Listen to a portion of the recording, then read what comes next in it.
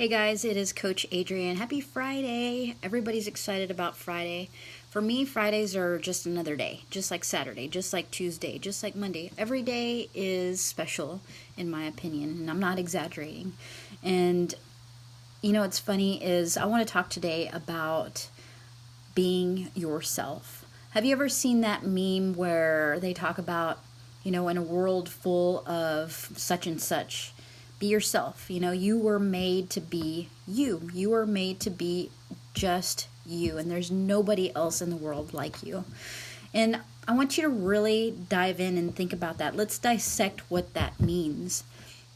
Let's think about, I keep going back to like high school or just our school age years, I guess because I have a preteen son, and a lot of times he'll tell me what his, classmates talk to him about, or try to push him into thinking how they think.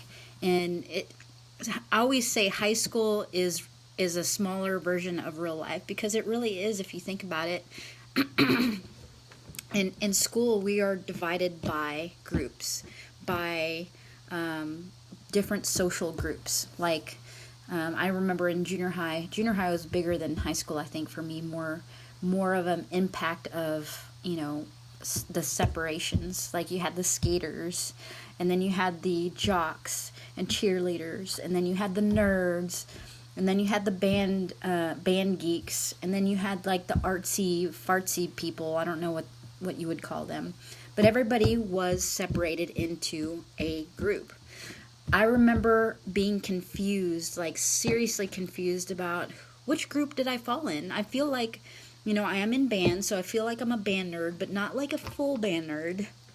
I'm smart, so I feel like I fall in with the group with the geeks, and I go to all the football games, and, people did say I should become a cheerleader, so I felt like I could relate to those people. And I also really like art because, I was in photography, so I could fit in that artsy fartsy group. So I was really, really super confused about where I fit in, and even though I'm talking about be yourself, we all want to feel like we belong. We want to feel like we are like other people.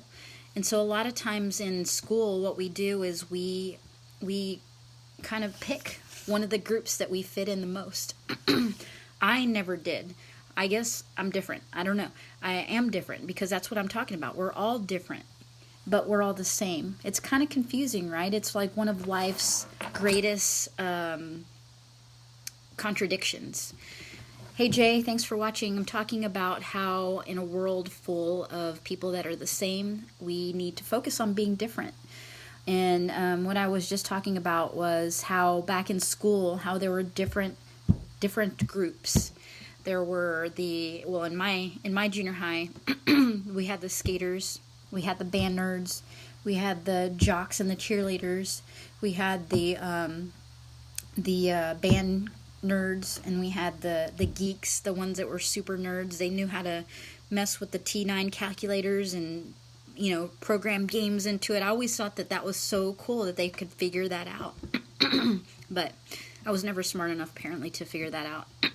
But now we have computers that do that stuff. But now it's about coding on computers, right? But I always felt like I could belong to every single one of those groups. Why couldn't there just be one group that was a mix of all of them? Was there I always asked myself, was there no one like me that felt like they could fit in each one? And so what brings me to the subject of, the reason why and still as adults, the reason why there are bullies. I'll go back to bullies in a second. The reason why we feel like we need to belong is because it makes us feel safe. It makes us feel like we're like other people. And when we're like other people, we have kind of a safety net to protect us from feeling how I felt in junior high, alone. It's vulnerable. It feels vulnerable as heck.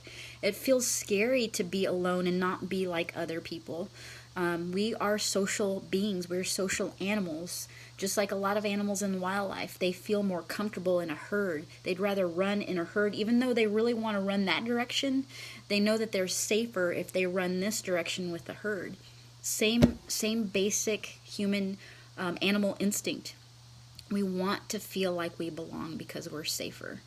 But safety is not always what we need for ourselves to feel happy, to feel joyful in life. And this is one of the reasons why I became a life coach, is because I feel like people have lost sight of feeling happiness in their life, feeling joy in their life. There's so much pressure, I think, for people in high school or in that age bracket, 8 to 24, to choose a career, to go to college. I always thought growing up that going to college was the only way to live life. And obviously I went to college, but I went to college and I spent all that money on a career that I no longer have a passion for.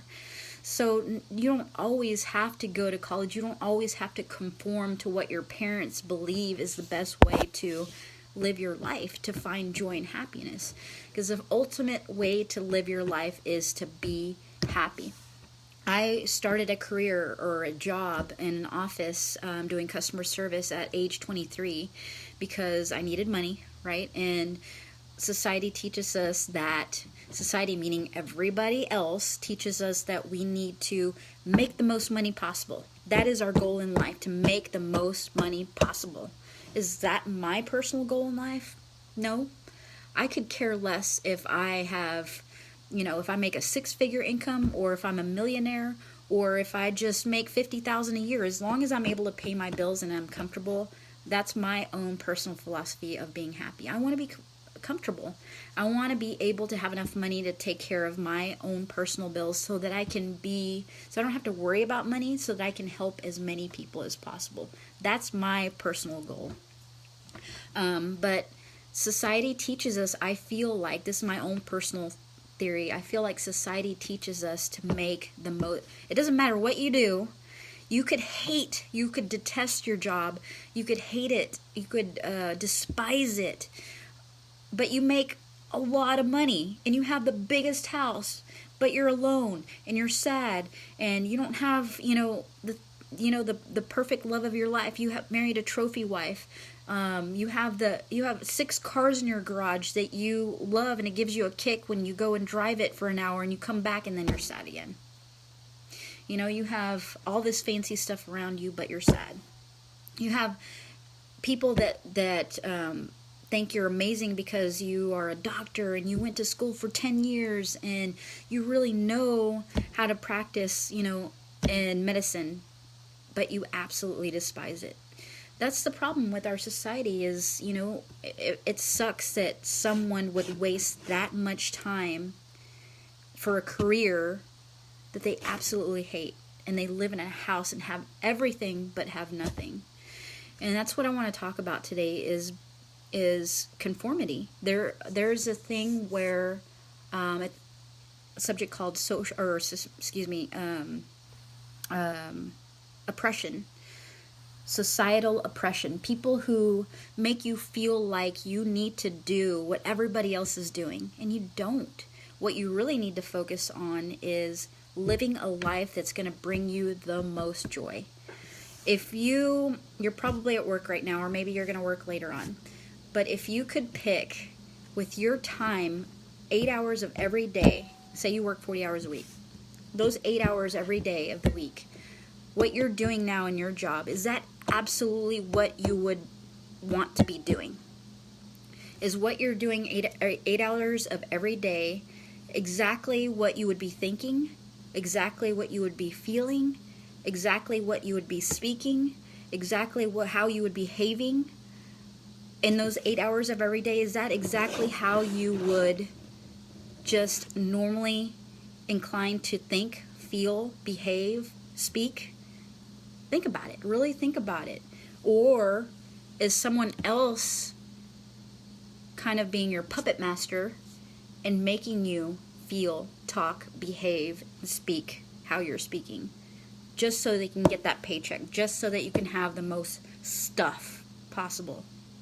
What you're really doing when you do that is you're actually forming their dreams. You're getting a paycheck, but that's not your ultimate goal. Your ultimate goal is to live your life the way you want to. And I have news for you. You totally can. You can live the life that you want to live. You can speak. You can think. You can behave. You can, I think I said it all. Those are the 4. Think, feel, speak, behave. I'm looking at my notes here.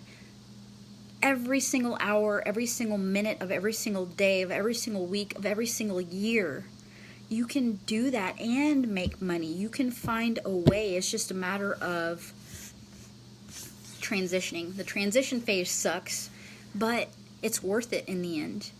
If ultimately you want to live a happier life, you want to find more joy in your life, that's where you should be aiming.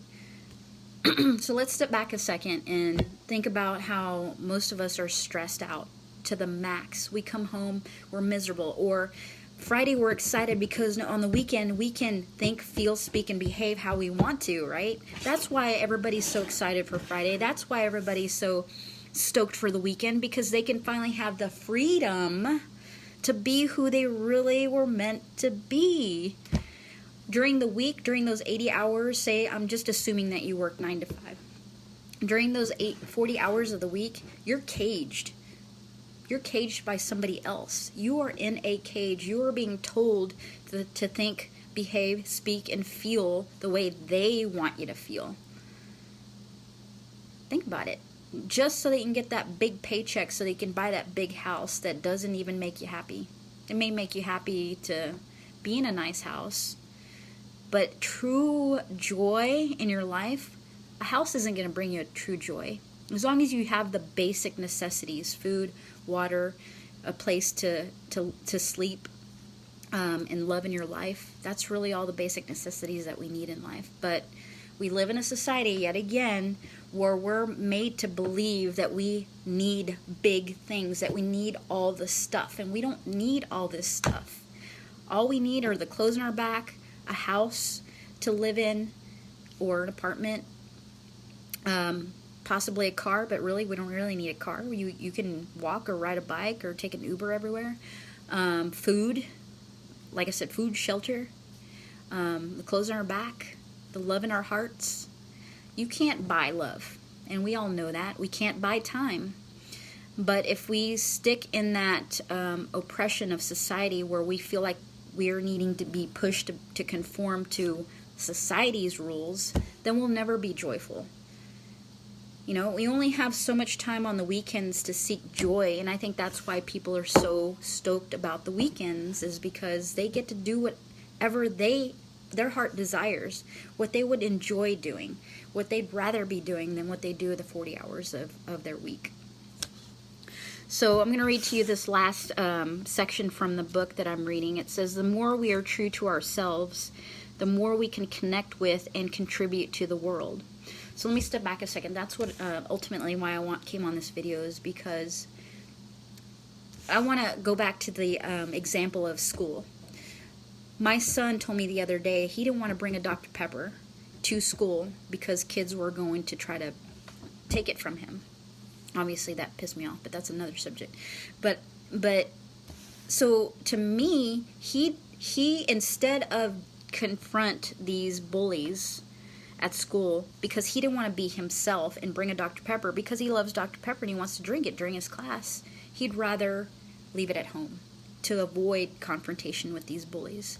These bullies clearly see that my son is different than they are, and that's why they're bullying him. That's why there are bullies. They bully you because they see something in you that's better than them. And instead of face that or feel self-conscious about that or feel bad about that, they make you feel bad for being different. Never, ever, ever, ever, ever, ever feel bad for being different. Ever. Because you will oppress your feelings your natural tendency to be who you are. That's how I feel. I feel like I'm a horse of a different color. You know, for the longest time, I wanted to find someone that was like me, because everybody wants a best friend that's like them, you know.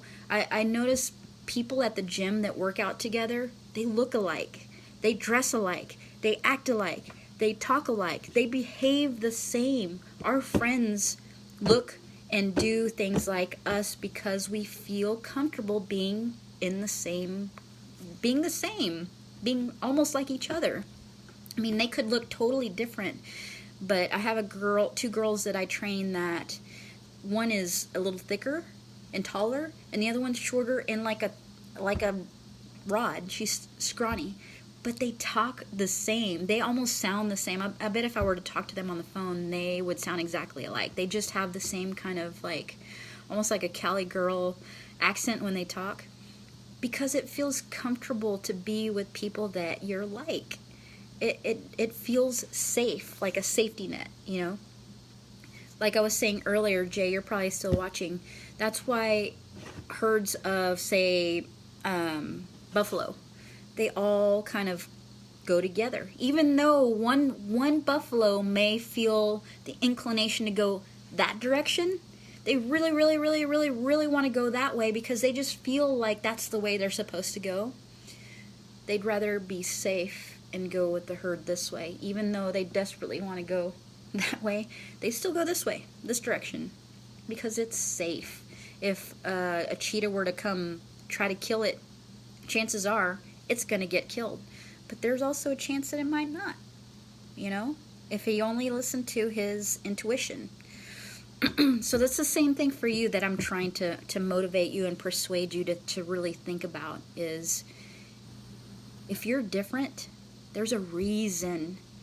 There's a reason why you're different. You don't have to be part of a group. You don't have to be part of a clan, a gang, a group of people that are just like you. Yeah, it feels safer. But maybe you could be the beginning, the leader of another group. There are other people like you out there. It's just a matter of finding each other. It's okay to, I'd rather, in my personal feeling is, I'd rather feel alone and be myself than be part of a crowd and feel different, like that buffalo that's going this way, that wants to go this way.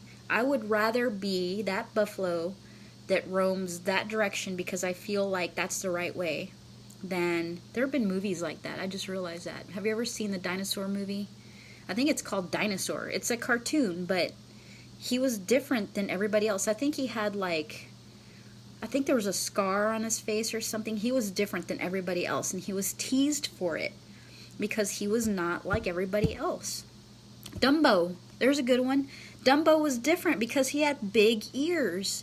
But whenever he decided to fly and be his self, everybody loved and adored him. And that's the next part of this paragraph I want to read to you. So I'll start over. The more we are true to ourselves, the more we can connect with and contribute to the world. The more free and spontaneous and authentic we become, the more our motivation and aliveness returns, and the more others are attracted to us and want to be around us. So isn't that kind of ironic? Let me go back to that situation with my son and the bullies.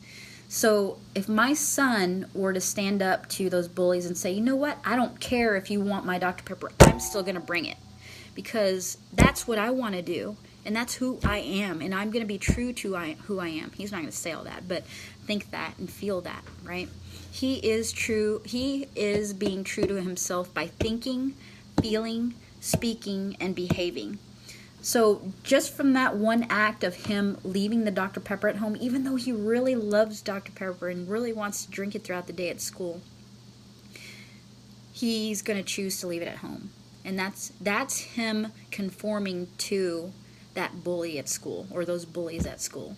You know, and that's, to me, is sad. I'm going to talk to him about it today when he comes home. Is, don't worry about what other people tell you, or they're trying to control you, they're trying to manipulate you, they're trying to make you like them. Hopefully he doesn't give in to that. Hopefully he doesn't become a bully, but It happens every day, all day to us, even adults. We conform to what other people scare us out of wanting to normally do, just so that you can be more like them. That's what bullies want you to do. Bullies want you to be more like them. Not necessarily. I'm not saying everybody's a bully. I'm saying that, and sometimes we are bullies and don't even realize it. But then there are other people that they just want you to conform to what they're doing, just so that they can feel better that you're more like them. Does that make sense? We want more people like us. Even though, say we're one bull in that herd and we see a bull over there being by itself, we're going to try to get him to come with us, because that just makes more of a safety net, a bigger safety net. Because we don't want to be killed, right? We don't want to be attacked by a cheetah or whatever their predator in the wild is. So I hope this gets you thinking. I want to inspire you to be yourself, to think, feel, behave, act the way that you are intuitively